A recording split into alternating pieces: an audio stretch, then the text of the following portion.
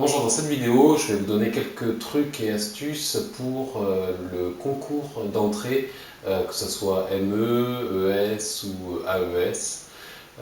Voilà, c'est quelques petits conseils, les derniers conseils avant l'oral du concours.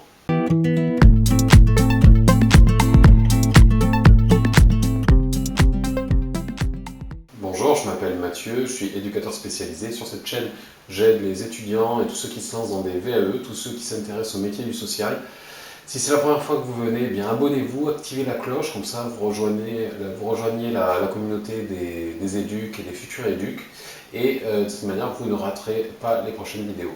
Donc le dernier petit conseil que j'aimerais donner à tous ceux qui se lancent dans le concours, en fait, c'est que vous ayez présent, et j'espère que vous êtes préparé suffisamment assez pour vous apercevoir que dans le métier, en fait, il y a des sujets qui reviennent assez régulièrement, il y a du vocabulaire qui revient assez régulièrement, et ça, vous l'aurez compris si vous avez lu suffisamment d'articles ou de bouquins qui concernent le métier. Quand moi je me suis reconverti et avant je venais du bâtiment, donc c'est un tout autre domaine et c'était exactement de la même manière. En fait, chaque métier, chaque secteur a son vocabulaire, a ses sujets un petit peu qui reviennent régulièrement et du coup il suffit de parler de ces sujets-là, il suffit d'avoir compris l'essentiel du sujet et d'avoir saisi le vocabulaire qui revient souvent.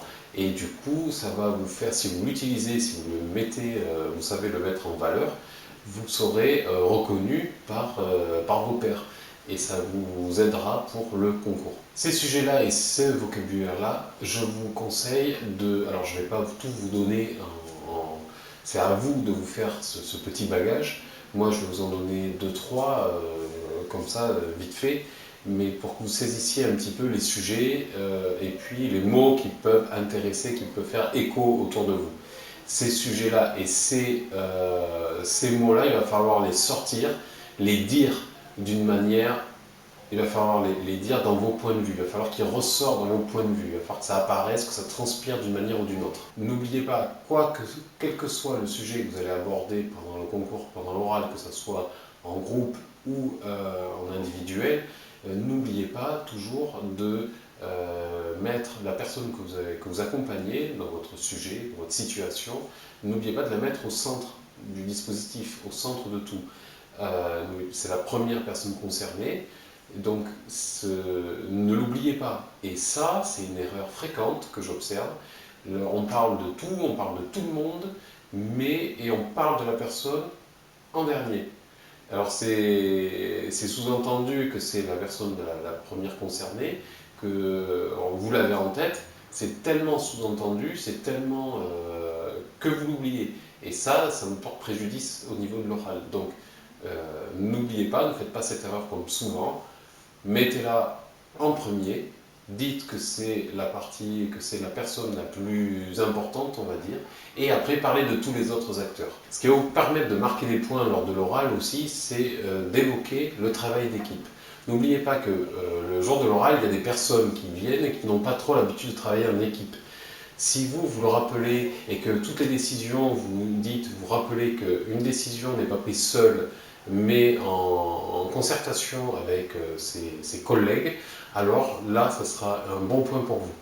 Un autre sujet encore, c'est celui de l'inclusion. L'inclusion de manière générale, mais aussi l'accès à la citoyenneté. Dans tous les cas, face à une situation qu'on va vous présenter, si on vous demande de vous positionner, de donner une réponse à savoir qu'est-ce que vous auriez fait, qu'est-ce que vous feriez dans telle situation, ne partez pas bien en tête.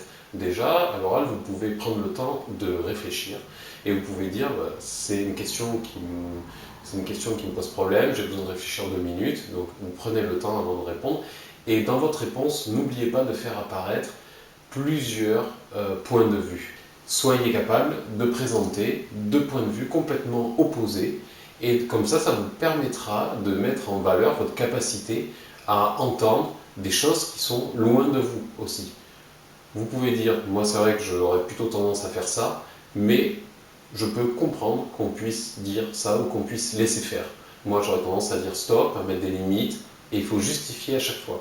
Si vous montrez cette capacité-là, vous allez aussi, d'une manière indirecte, montrer votre capacité à travailler en équipe, donc avec d'autres points de vue. Rappelez-vous qu'il n'y a pas de bonne réponse. Votre réponse n'est pas la meilleure. Il n'y a pas de bonne réponse, il n'y a que des réponses contextuelles. Donc la seule réponse qui vaille dans tout ce qu'on vous présentera, c'est ça dépend. Ça dépend de la relation que vous avez, ça dépend du passif de la personne, ça va dépendre d'un tas de choses. Et c'est parce que vous aurez des renseignements que vous allez pouvoir construire en équipe une réponse et ça sera celle que vous allez appliquer en accord avec tout le monde.